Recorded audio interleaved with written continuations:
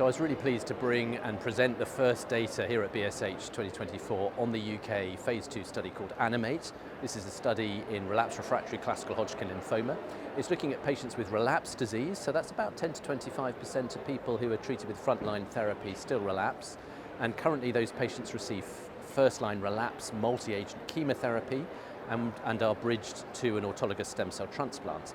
Now what we know is that people who do well from that autologous transplant generally have better responses to that first-line combination chemotherapy regime, and sometimes if you don't have a very good response, you need to switch to a second-line relapse treatment in order to get a better response before going for the autologous transplant.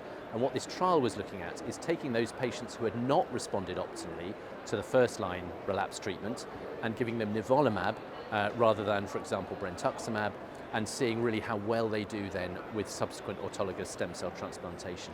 And we were particularly looking at the overall response rate, that was our primary endpoint, to 4 or 8 cycles of Nivolumab. And basically what the trial showed was that the response rate, which was our primary endpoint, was about 42%. Now, that was perhaps a little bit disappointing. Based on previous information, we were expecting more around the 60% mark.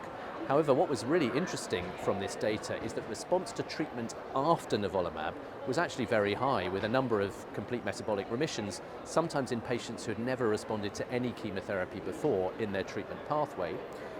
Most patients did still get to a stem cell transplant after the Nivolumab, and actually those who got to an autograft with a median follow-up of 22 months, we haven't yet seen a relapse. So I think what this speaks to is that even in those patients where the Nivolumab hasn't worked, it does seem to be sensitizing them to subsequent treatments. And this chemosensitization is, I think, a real phenomenon with PD-1 inhibitors, and it's great to see some prospective data backing that up.